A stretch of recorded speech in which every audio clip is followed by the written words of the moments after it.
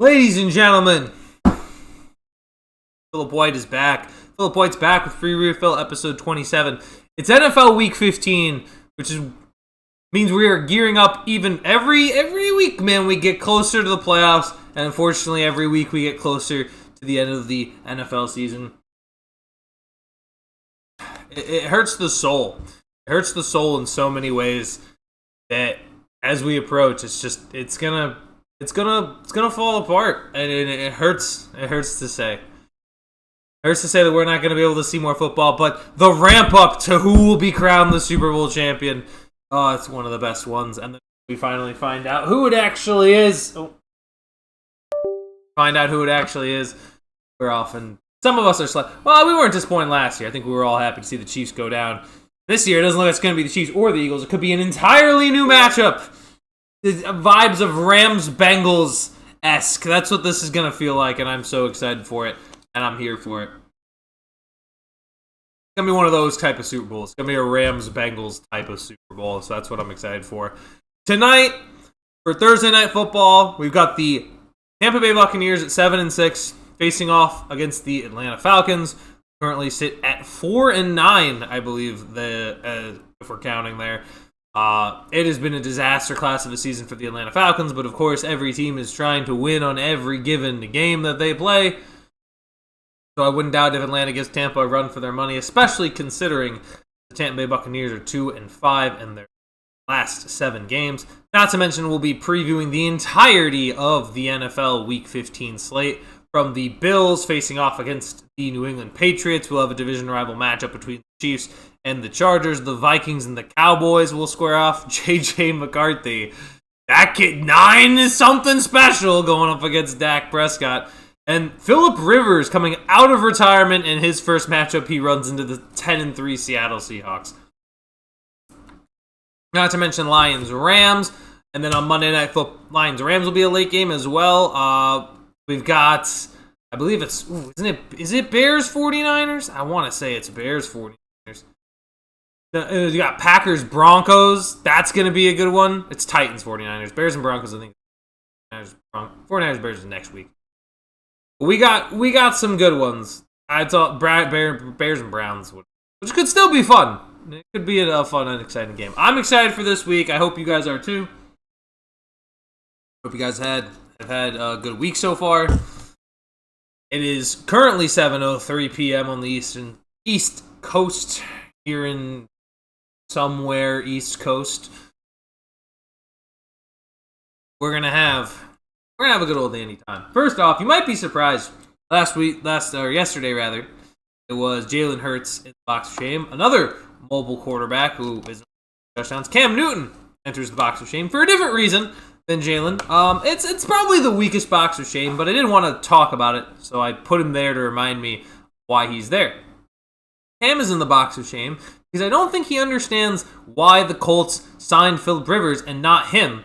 And I think RG3 by proxy is also in this box, but honestly, I don't even have the effort to want to put in RG3 in here just because, just ain't worth it. I'd rather have Cam's face. Cam's face is way more recognizable than RG3's.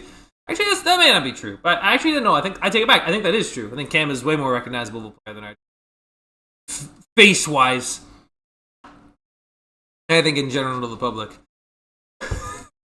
Jay is here. What is up, Jay? Let me get into the, oh gosh, every time I figure about something that I'm not fully set up with. But, I just had to, there we go. Got him in. Oh, good to see ODB in the box. Shame Wu-Tang forever. Shame Wu-Tang forever. Yeah, Cam had to go. Cam had to go in there for a couple reasons. One, first that hairstyle. I don't know how he fit that into his helmet. But secondly, the idea that Cam can't grasp that Philip Rivers is going to understand Indianapolis' playbook faster and better than he is because he played for that coach and that team. But B, that yes, while Daniel Jones did have athleticism and is part of the reason the Colts were winning, Cam is acting like at 36 he has the same athleticism as a dude that is 28. And I'm going to tell you right now, you don't. You just don't have the same athleticism, man. And when you came back in 2021 for a little bit for the Panthers, yeah, we all We all enjoyed it. It's like we all fell in love with you. You're supposed to be our number one, and you're playing like a bum. So just not what I would have been expecting from Cam Deven. Like, I think that's a little illogical. And then I see RG3 trying to get on it. Like, why aren't we getting chances? And it's like, yeah, because you guys are mostly rushing quarterbacks, and you've had multiple injuries. Like, Phillip Rivers played on a torn ACL. I'm pretty sure he can go out and throw a football around for a little bit for the Colts at 40. I don't think he'll be great, but he'll know the playbook better, and it'll look better. It'll look like it makes more sense. I don't know. That's why Cam's there, though. Cam's in timeout for today. So I love Cam. He's a great player. He was a great player when he played, but logically speaking, it doesn't really make sense for what he's talking about. And speaking of NFC South quarterbacks, we got two squaring off tonight between Kirk Cousins and Baker Mayfield.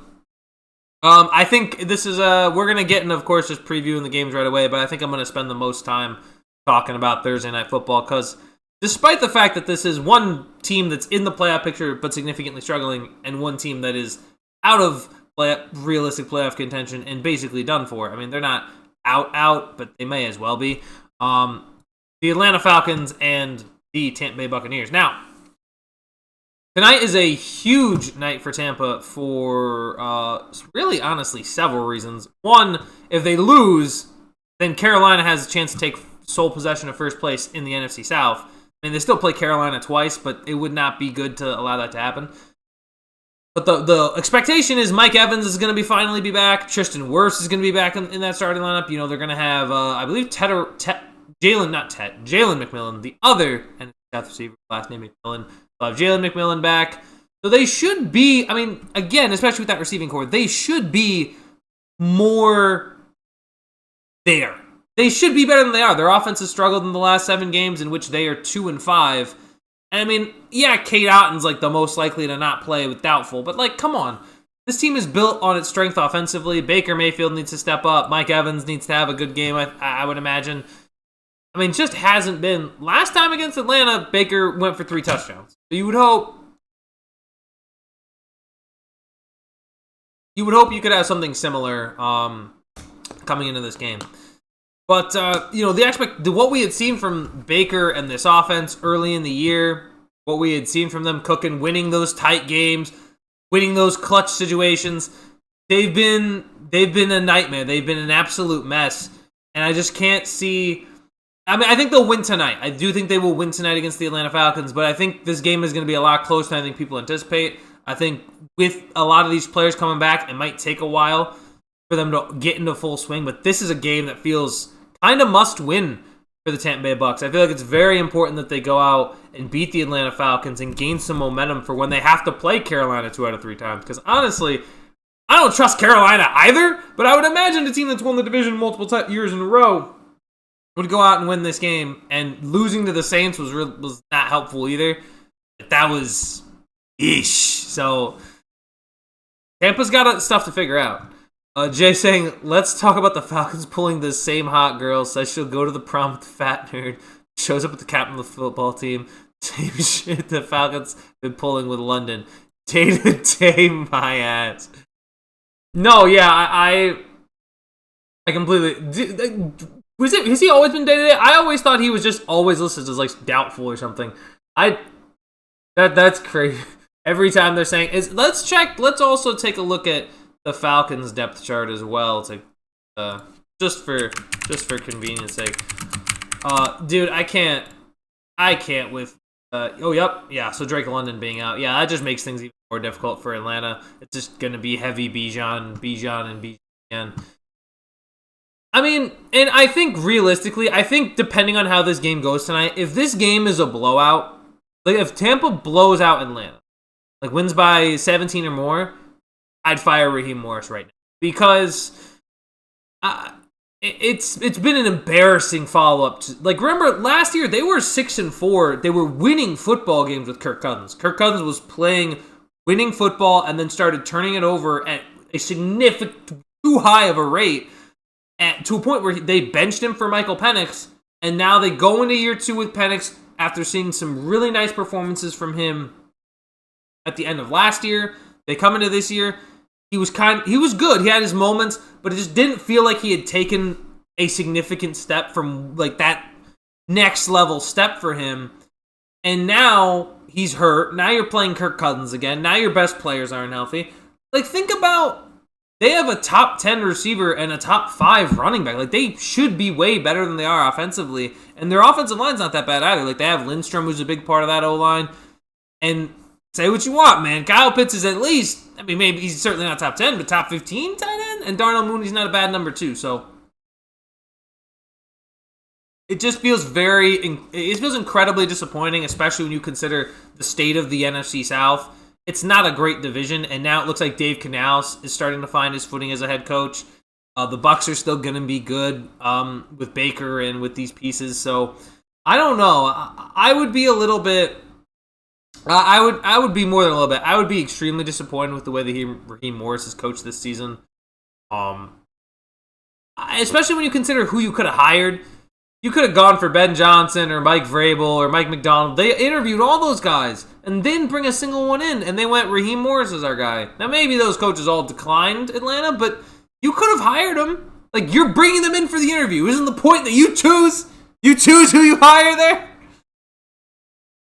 Okay, Dable to the Falcons. I don't think it's a good fit. I like Brian Dable. I think that is a very... I don't know if I like the fit there. I mean, I think Dable, for as much as I think he did kind of need to go in New York, I think has had his moments as head coach. I just wonder I guess with Dable you could say, yeah, he needs great players to succeed as head coach, but Atlanta does have them. It's not the worst thing in the world. I just don't think Atlanta would do it. I don't think Atlanta would pull the trigger on that, and I don't know if Dable would either.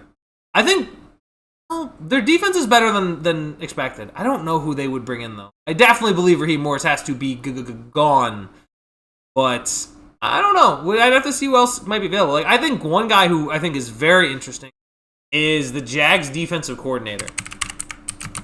And I said this like around late September that I was like, they were leading the league in turnover differential. I was like turnovers, and I was like, this guy's kind of good. And they're actually much improved in a lot of aspects, both the run and the pass. Anthony Campanile feels like a Mike McDonald kind of hire almost. Like, I think he's going to go somewhere and kind of have that immediate effect, like with like a if he goes to like a team with a decent roster. Yeah. I like that. I would like Atlanta to hire him. I think bring another defensive coach that just makes that defense even better, but a guy that's shown like way more improvement than what Raheem Morris did. Like, Raheem Morris didn't do enough in the first place to get hired by Atlanta anyway. Like, I get he was with the Rams, but like, no, that defense was still good when he left. That defense still had good players when he left, and is arguably better now. And again, Atlanta had fired Brian Dable. They let him go just to bring him back, or just not Brian Dable, Raheem Morris. They let Raheem Morris go just to bring him back. What kind of sense does that make? How would you fire a guy from a different position and then bring him back into your organization to be a higher level position?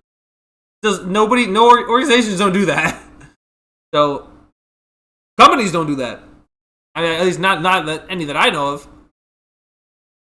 Anyway, with this game, I'm gonna say this is a don't sleep on it kind of game. I think this is a game that could have some potential to be exciting, considering the headlines, considering the Bucs having everybody healthy. I feel like there should be some level of this could be incredibly exciting for a couple. I don't know. Remember last time we had seen these teams play earlier in the year, it was exciting.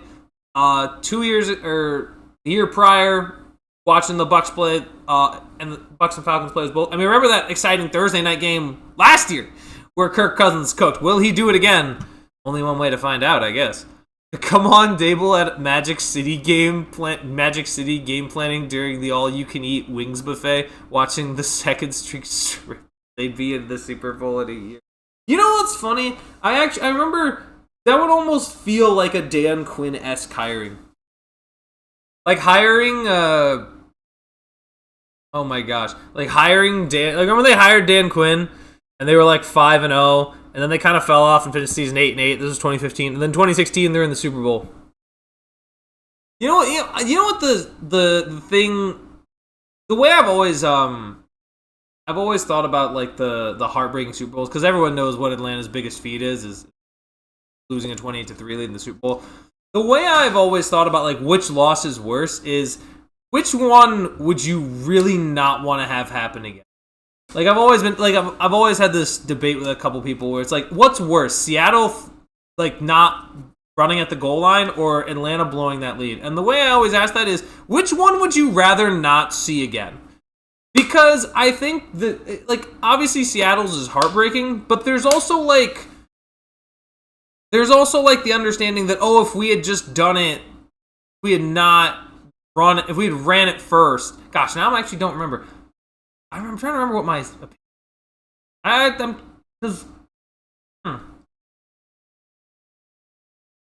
Which is worse? That's actually an interesting question. Which loss is worse? Seattle not throwing at the goal, not running the ball at the goal line, throwing an interception, or Atlanta blowing a 28-3 lead? Because to me, it's so much the 28-3 lead. Because you still had all the momentum, you had all the lead, and you blew a play. You're just watching a collapse. Like even as you're watching the collapse, you still think like, oh, we're gonna win. We're gonna win. We had such a big lead. And then there's a certain point where you feel that you're finally gonna lose. Like I imagine that had to have been what it was like watching as a Falcons fan, watching that game, because like that's how I feel anytime the Steelers are like blowing a lead. It's like, oh yeah, we don't win, we don't win. Like we'll still have the lead, and I'm like, oh, we don't win. Like I had to, the second you see Edelman catch that ball on that tip, it's like, oh, we lose.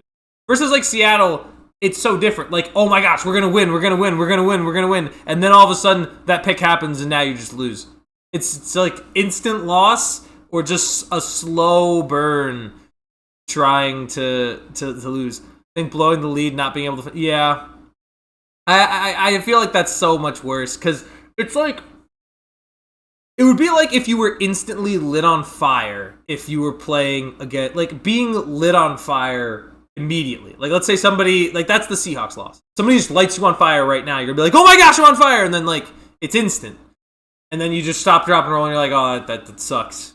We lost. I was on fire. But like losing the Falcons game is like sitting in a building that's on fire and you don't know it until like the room is like filled with smoke and it's just, oh, I'm in a burning building. This isn't good. This sucks.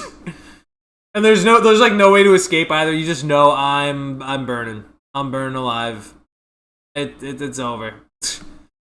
Anyway, weird thoughts. Weird Phil thoughts. You know how they are. You know how those weird Phil thoughts are. Moving along, next game up. Another 1 o'clock game. We move to the Sunday slate. The Baltimore Ravens. They will be facing off against the Cincinnati Bengals on the road. Bengals lost in honestly a hilarious way. Watching a 63-yard pick six by Christian Benford scoring another touchdown on the season. I mean, wow, right? I mean, that was what I was thinking watching that. I was like, Joe Burrow played great up until the fourth quarter where he threw 2 really bad interceptions. And as for the Ravens, shoulda, coulda won, but just couldn't make the catch in the end zone. This is a tough one. I think this is going to be a mid-off. I think it's going to be a mid-game. I think these are two teams. Like, listen, if Cincinnati wins, I gotta tell you, Baltimore, if you get swept by Cincinnati, team that had no momentum to start the... Like, I understand we lost the game, but we also won the other game. I think there's a level where Baltimore has to say, nope, we're not gonna let the Bengals win. And I think the other thing that's really upsetting about this game, and really upsetting for the Bengals as a whole, is Joe Burrow is not having fun anymore. Like, it's like... He said himself, he's like, oh, I'm not happy. I'm not happy with his life, with football, whatever. That's crazy that he's not, like, that shows how bad Cincinnati is. And it's turning, I mean, people called it beginning of the year. It's turning into Andrew Luck situation. Like, it's just, The offensive line is a mess. I think Zach Taylor, I'm going to be real, I think after hearing that, Zach Taylor needs to go. Like, they need to get him out of Cincinnati. Because there's just no way you can keep Zach Taylor right. The offensive line is atrocious. The best, the absolute best the offensive line in Cincinnati has been since Joe Burrow has gotten there is 22nd in the league. That is bottom half of the league. They have never been a top 20 offensive line, a top 20 out of 32. That's ridiculous. And as an offensive coach, you don't see when Sean McVay, Andy Reid, Kyle Shanahan, even Kevin O'Connell, when the reason Kevin O'Connell's lines were usually bad is because there's injuries, right? Who's hurt on the Bengals line right now? Anybody? Anybody know who's hurt on the Bengals offensive line? Because I'll tell you right now, I just don't get it. I don't get it. It's an absurd premise. They have every time they try to fix the offensive line, they can't do it. You're an offensive coach. This is your side of the ball. You need to figure this out. Because if you don't, your quarterback is probably going to force a trade. And I would. If I'm Joe Burrow, I'm not going to sit there and get beaten up and shorten my career and constantly get ravaged by an awful Bengals franchise, by a Bengals organization that can't protect me. I wouldn't want to stay there either. And Carson Palmer did the same thing. Carson Palmer, who's not even nearly as good as Joe Burrow, forced his way out. Joe Burrow might do the same thing. They haven't made the playoffs. This would be their third straight year missing the playoffs. I think Zach Taylor would need to go. I don't think you can justify keeping Zach Taylor at this point. I don't think you can. I think there needs to be new leadership in Cincinnati if they want to have any chance of winning with Joe Burrow as their quarterback. And then when Burrow goes, Jamar is going to want out too. So it's just not going to be. It's a nightmare situation for the Bengals, especially when you consider that you still would be in a division playing with Lamar. At some point, you would think the Steelers would get someone. It's just wild to me. Burrow to the Jets. That ain't going to be good. Jay, the offensive line is just as bad there, if not worse. I don't know. If I were to say, I understand why the Jets, because I think they're the only team that could have any sort of capital to go get him. But if I'm going to be honest, and if I'm Joe Burrow, and let's say Joe, the ideal destination this is going to sound crazy. I think the ideal destination, because they're not, let's say hypothetically, no way Cincinnati lets him stay in the AFC. I don't think they would trade him to any of those 15 teams. Because it just wouldn't, unless they sent a gargantuan deal, I just wouldn't want to have to play Joe Burrow even once potentially. I just wouldn't want to play Joe Burrow that often. I'd want to send him out to the other conference. The question then becomes, what's the best fit for him on the other side? And honestly, I think it's Minnesota. Why not the Vikings? If you're the Vikings, okay, what does Cincinnati need? They need defensive pieces. Move one of your defensive players and a couple first-round picks. Go get Joe Burrow and put him with Kevin O'Connell and Justin Jefferson. He still gets one of the top LSU receivers that he played with. If you think the Jamar Chase connection with Joe is good, just imagine the connection that he could have with Jefferson. I think it makes sense too, because Minnesota's probably had, if Minnesota said, you move off JJ McCarthy right now, you can get Joe Burrow, and you probably could throw McCarthy on that deal too. You could. I think Minnesota should at least call Cincinnati and see what an asking price would be, because I think that would be, because they need an X factor to win that division now, with how good Detroit, with how look at the Lions, the Packers, the Bears. Oh my! What are the Vikings gonna do? Why not at least make a call? It can't hurt to call.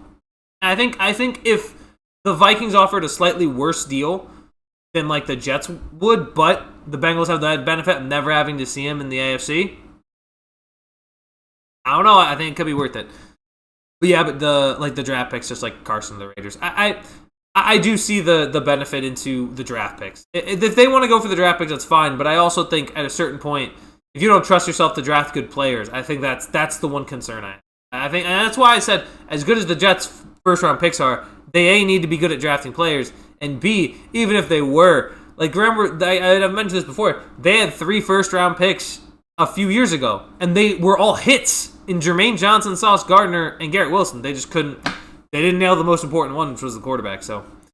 But, you know, I could see the Jets wanting to make that deal. I just don't know what Cincinnati would do accepting it. We'd have to see, though. We have to see where that goes. Maybe they send Joe Burrow into the abyss that is the New York Jets. That would be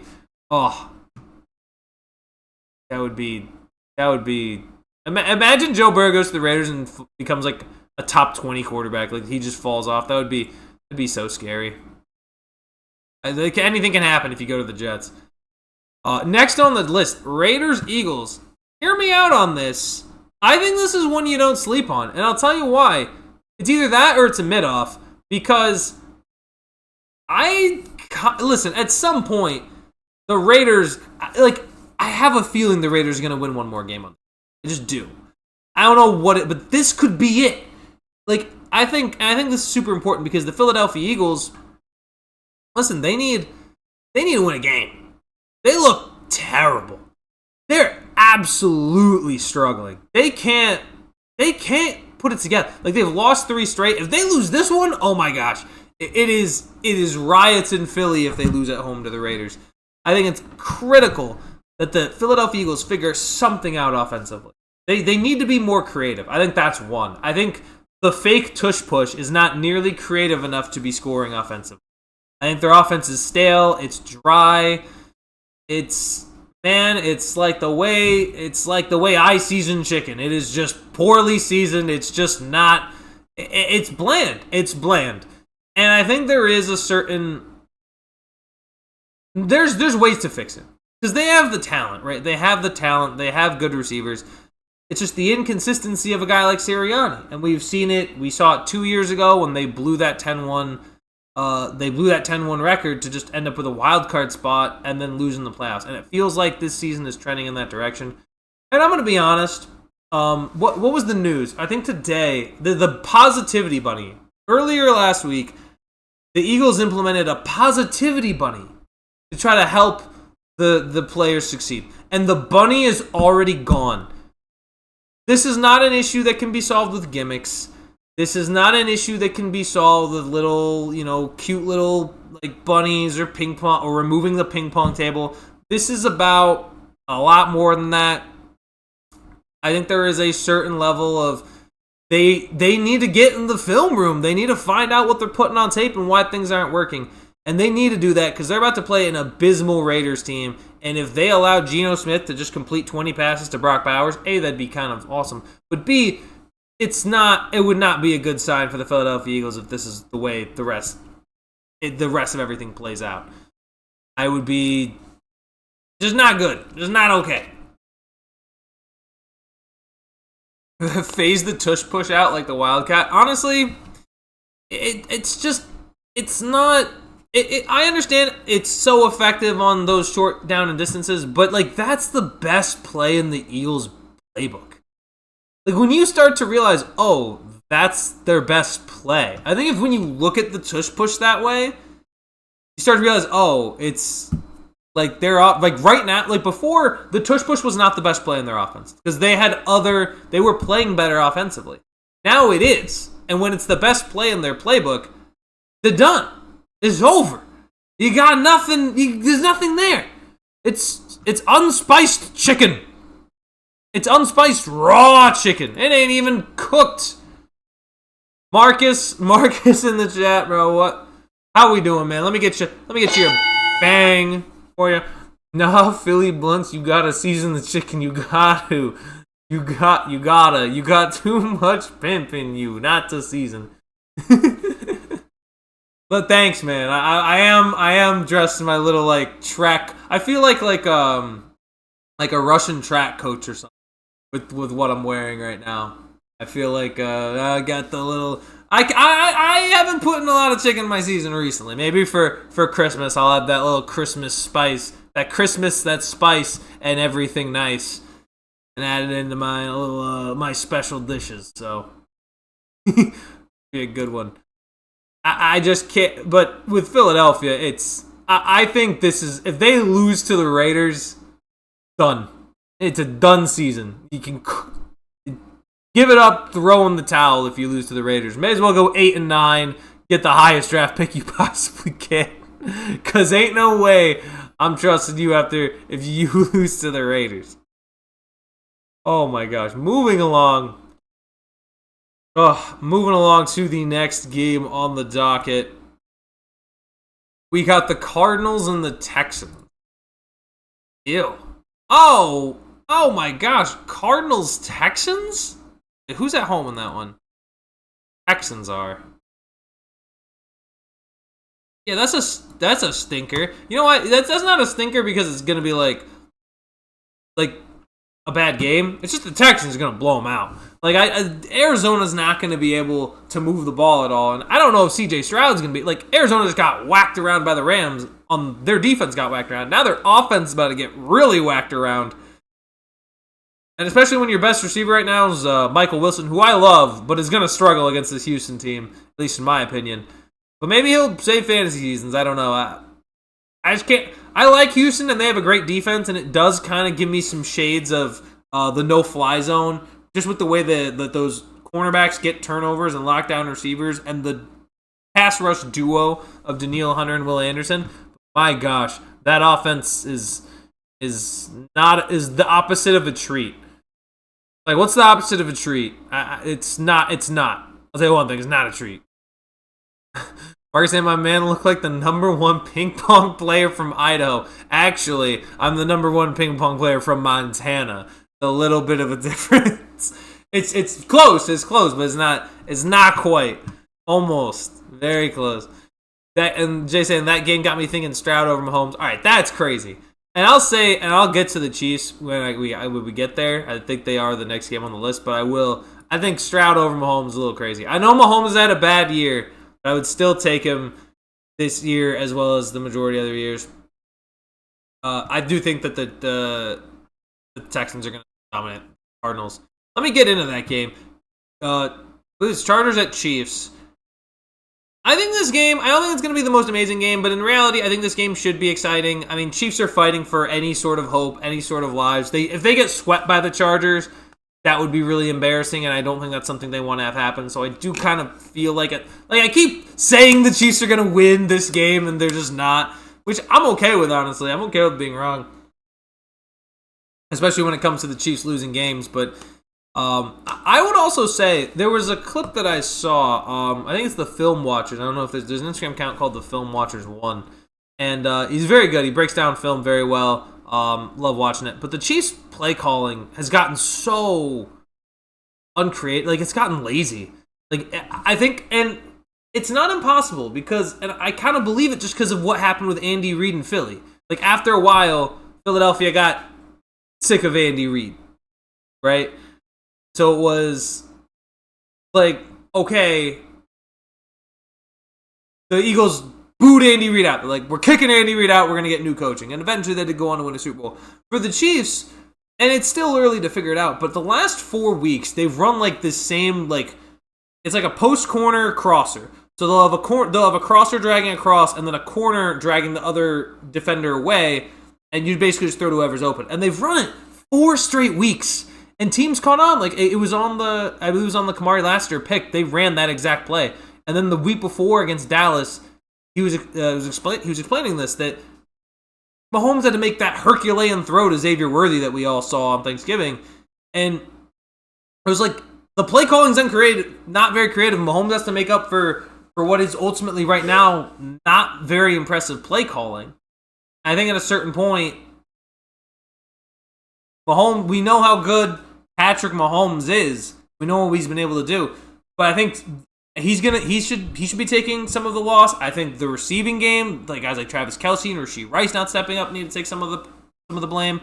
And then I would say Andy Reid needs to take some of this blame because you're 6-7 right now. You're not winning. You're not playing winning football. Clearly, you're losing a lot of these games to teams that you could argue in years past they would have won.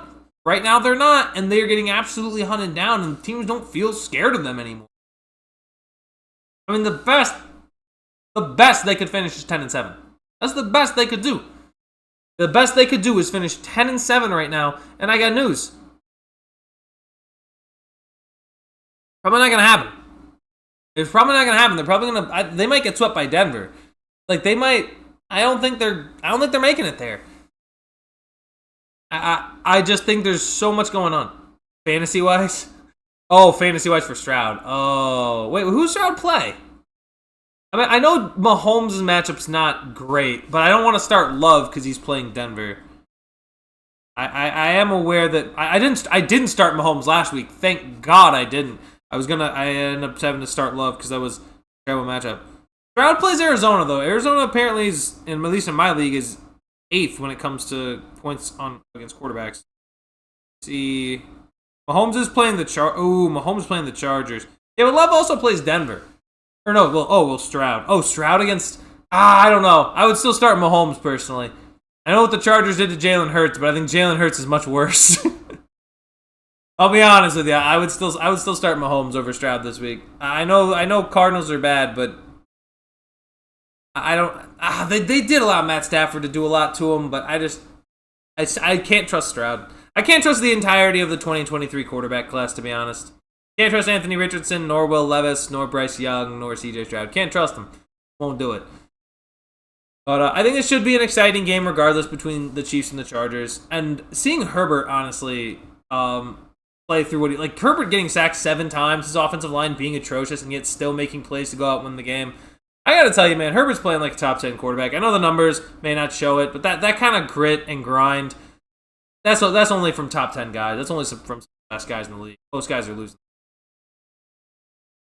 Moving it along, we got the Bills and the Patriots. Is this the game of the week? And the answer is yes. This is the game of the week. This is basically it doesn't decide the AFC East, but I think it sets a very important precedent going into the playoffs. If New England wins, it absolutely removes any doubt of whether or not New England. If the Bills win, it then sets a lot into doubt of, is New England good enough? And because I think the expectation coming into this game is, from the majority of people, is that, Buffalo's going to go in and win. Because there's no way they get swept. There's no way they get swept by the New England Patriots. I think New England is going to come out. They're coming out of a bye week. They're going to come out ready. They're going to come out raring to go. I think Buffalo will too, but I honestly don't know. This is kind of one of those games that feels like it could go either way based on what we've seen from the Patriots this year. I know they've played basically the draft order, but when you have 11 wins, it's so hard to really tell if you're good or not. And I think this game's going to be the determining factor. And I think if you're a team like Denver, you're really rooting for the Buffalo Bills today because you'd really like to grab the 1 seed away from New England. That's really the matchups right now. And Denver has a tough matchup, too, with the Green Bay Packers. So it should be interesting to see. This one, to me, it just means so much based on Buffalo needs this win desperately. I think they really do because I think they really need to solidify more. Like, they need to figure out their rushing game. There's still things they need to figure out before they enter the playoffs. And to get an opponent like New England and try to figure those things out before playoffs is huge. But if they lose this game, I think it really puts a question mark of, Buffalo doesn't really feel like a contender right now. Getting swept by a division rival, it's just, that's kind of a weird thing for me, is that if you get swept by a division rival, I gotta be honest, you don't feel like a team that can win the Super Bowl. Like, I feel like that way about the Lions right now after they got swept by Green Bay. Once you get swept by a divisional opponent, it's really hard for me to see you as a potential contender. Like, I don't feel that way about the Lions. I just don't. I don't feel like they're contenders considering the fact they got swept. Once you get swept by a division opponent, it really doesn't feel like you're a contender. And if they lose that game, then it really is not going to feel that great overall. I'd be I'd just be a little bit concerned is all.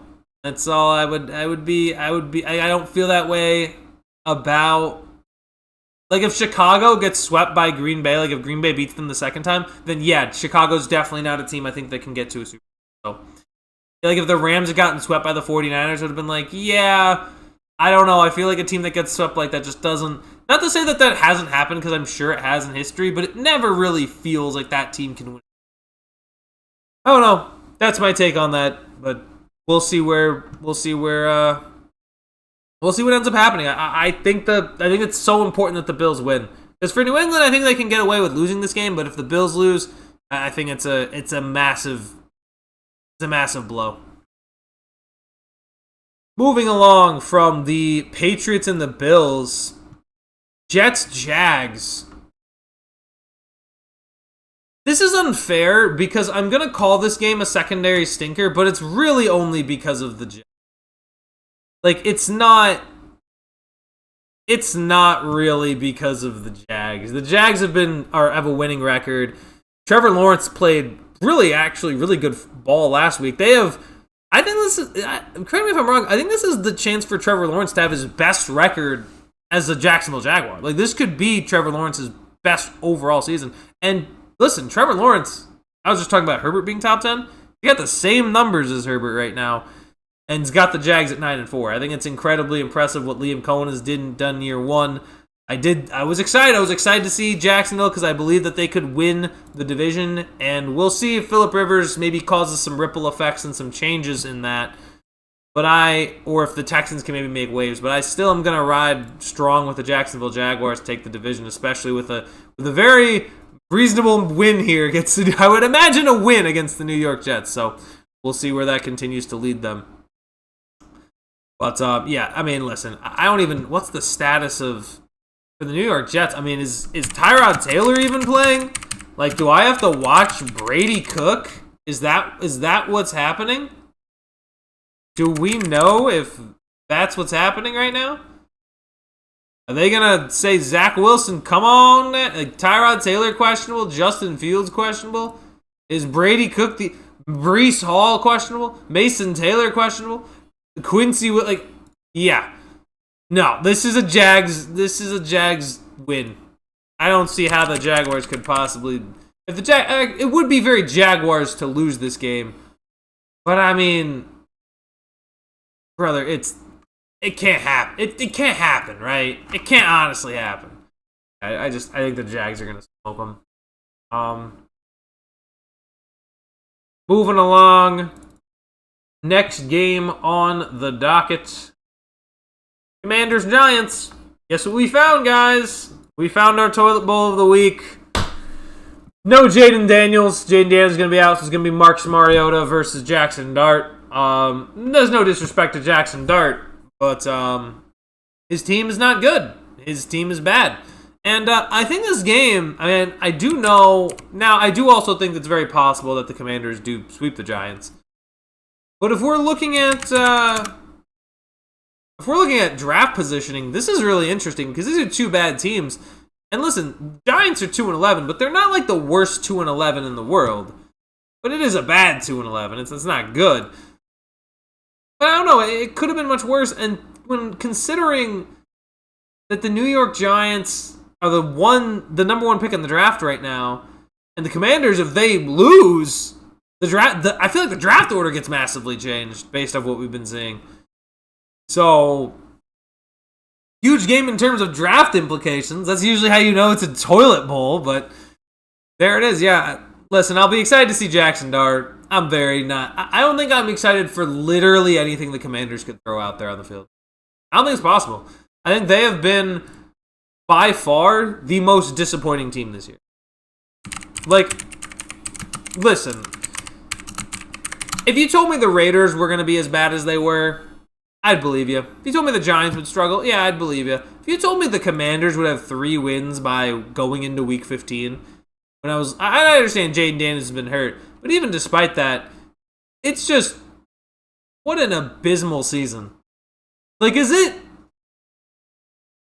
not good. I mean, maybe there were injuries, sure, but, I mean, I think Dan Quinn's seat went from, oh man, he's chilling, he's big chilling, to all of a sudden it is kind of warm now, based on the fact that this team only has 3 wins. So just not okay. Not good stuff there from Dan Quinn's crew. Well, I honestly don't know. I kind of feel like the Giants will win. I'd like to see them win just to shake the draft order up. I mean, and also just, I'm going to be honest, it kind of feels like a thing the Giants would do. They would be like, oh, we're going to win this meaningless game. Sure. Fine. It is what it is. Moving to the final 1 o'clock game, Browns-Bears.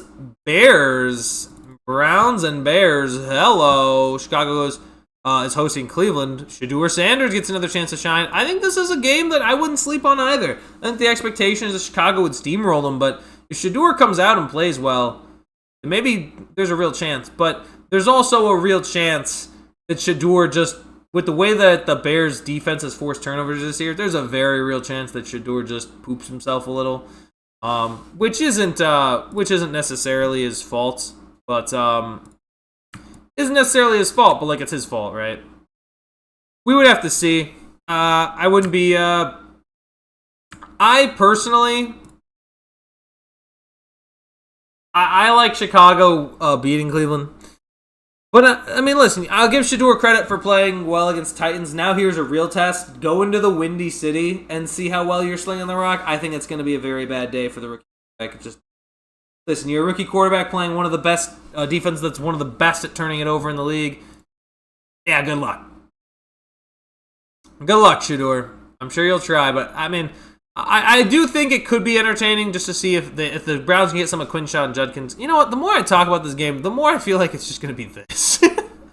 Never mind. I talked myself out of it. I don't think this is one to sleep on. I think this is going to be not a great game. I think the Bears are going to roll them. Yeah, I talked myself out of that real quick, but it is what it is. You know, sorry. I don't buy into the Bears. I think are going to have a day defensively. Moving into the 4 o'clocks, Panthers Saints. I actually like this one. I think this could be. I can't believe I'm saying this about Panthers Saints. I think this could be exciting. The Saints have beaten both Carolina and Tampa at home. Or no, excuse me, on the road. They beat them on the road. Like, I kind of like what Kellen Moore and Tyler Shuck have cooking. Am I nuts? Am I crazy for that? Like I felt like they had no business winning in Carolina. Like, I felt like they could upset Carolina. I felt that they could do it. And then they did. And then I thought, okay, Tampa's going to wipe them out. Tampa's going to get a free win. And they didn't. And Tyler Shuck went in and said, shuck it. And shuck it he did. I wouldn't doubt it if the Saints found a way to sweep Carolina, which would be, I mean, that would be just, and again, that would be my reminder, team, I just don't trust you if you get swept by a team. Now, maybe not. Maybe the Saints come back down to earth and Carolina off their bye week plays really well. But I wouldn't doubt it. I wouldn't doubt it if the New Orleans Saints found a way to beat the Carolina Panthers. I wouldn't doubt if they'd be able to beat them again. They beat them once before. So anything is possible, but I do not fully trust the Carolina Panthers to fully win this game, or certainly don't trust them to not lose. So we'll see what version of Bryce Young we get, because the Bryce Young cycle is so bad you think he should get benched, plays better, but makes some mistakes but plays significantly better, and then looks like a top 10 quarterback of all time, and then goes back to thinking, oh, yeah, he needs to be benched. Like, that's the Bryce Young time continuum, and it never changes. We'll see. We'll see where things go. I'm going to go Saints, man. I think the Saints find a way to sweep them. Listen, Bryce Young, based on the way he played against the Rams, he's right now at that moment where, oh, he's playing like a god. Now he's going to go all the way back to, oh, he needs to be benched. Like, it's just, that's where we're at in the cycle. That's where we're at. There's just what it is. Past Panthers Saints, Lions Rams. That's going to be a great game. Lions Rams is going to be a great one. Of course, It's always a treat when we get to see Matt Stafford and Jared Goff. I always feel like these games are great. Rams are still vying to get the number 1 seed. Lions are fighting for a potential playoff spot. It wouldn't be great to lose this one, but it would be so huge for the Lions to get the win. If they were to win this game, actually, I would completely say forget getting swept by the Packers. I think you could make a run. Like, that's the kind of energy that could come from this game. I don't know if they do. I think the Rams defense is much improved. I think Matthew Stafford, I wouldn't doubt it if Matthew Stafford throws for like 400 yards, 4 touchdowns, and then this is the game that like solidifies his MVP campaign. But I think it's going to be a great matchup. Jared Goff and Matt Stafford against their former teams always feels like a good matchup, and I'd be excited to see it, honestly. I'm excited for this one. I think the late game window as well looks so much better than the early game window this week. And you're going to see it in the upcoming matchups because there's some good ones. But Lions and Rams should be exciting. I got the Rams. They've been dominating. I'd be interested to see what Matt Stafford can do in another real playoff trip.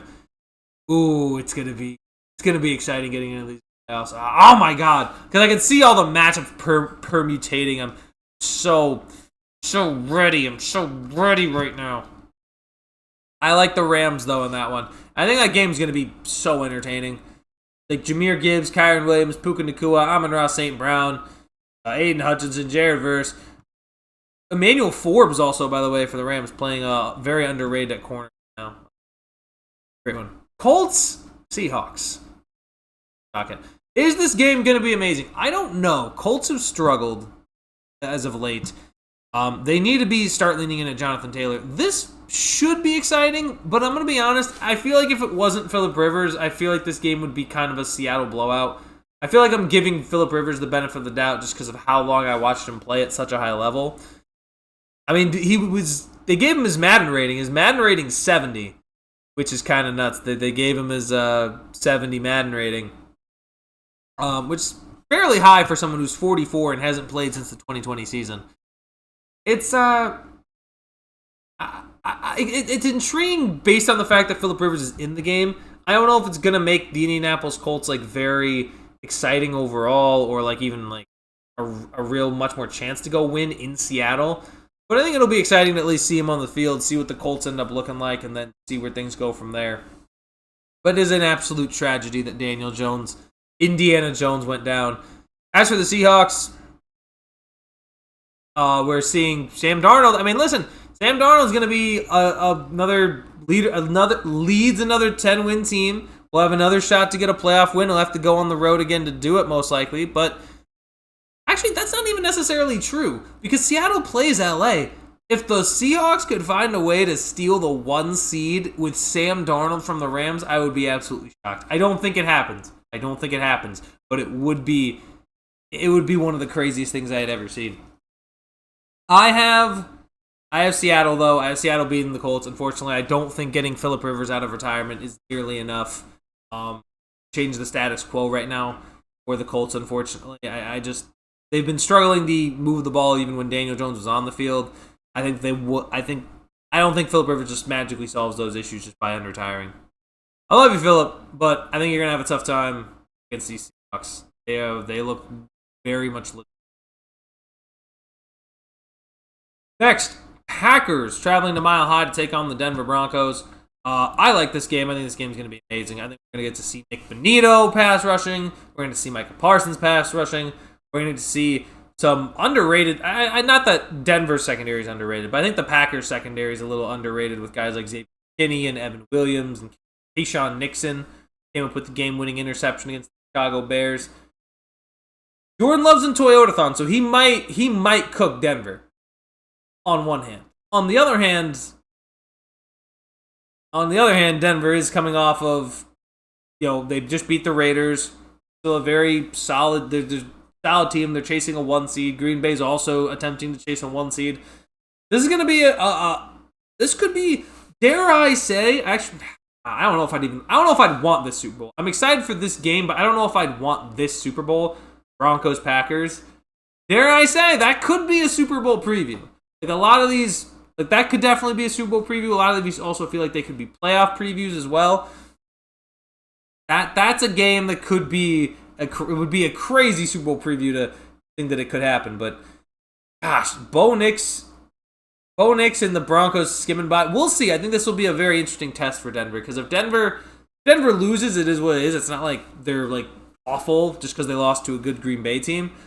But if they kind of get like exposed somehow against Green Bay, I'd be questioning the legitimacy of Denver and entering the playoffs. So see where that goes. But right now I'm gonna stick with Denver. I know Green Bay is playing well, but it's Mile High's never been a particularly easy place to play for just about anybody. And I think I trust Sean Payton a little more than I trust Matt LaFleur right now. Sorry, Packers. Sorry, Toyota love. I don't know. We'll figure something out. We'll figure out a better name. 3 more games, and then I'm gonna go get a drink of water and eat dinner. My lips are so dry. I've been talking forever. Titans go to San Francisco. Well, that's just another case of you're gonna get cooked. I'm happy Titans got their second win, but brother, you're not beating the Niners. I know the Niners are banged up, but Kyle Shanahan at home. You're going to go across country after already being on the road in Cleveland and almost losing. Yeah, you're not winning this game, Cam Ward. I'm sorry. This is not going to happen. The 49ers, McCaffrey's going to have a field day. McCaffrey might score 80 fantasy points. I'm sorry. I know you played well against Quinshon Judkins. This is a different beast. This is a different animal.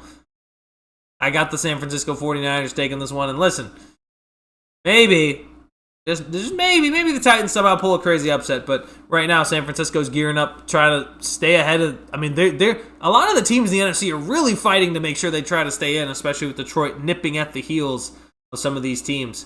We'll see what San Francisco does, but I think they're not going to allow themselves to drop a game at home to the Tennessee Titans.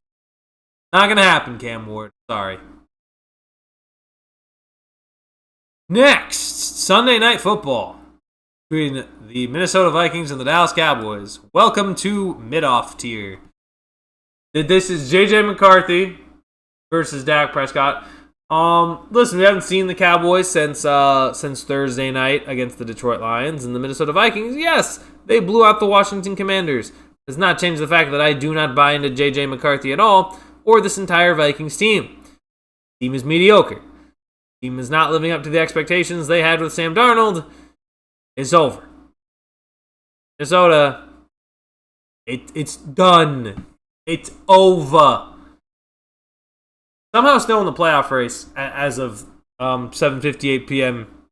Eastern Standard Time on the 11th of December, 2025. But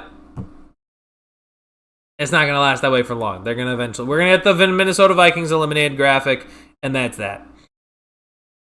Sorry, guys. I don't.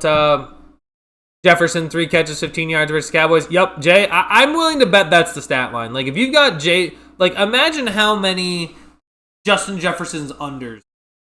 It's too many.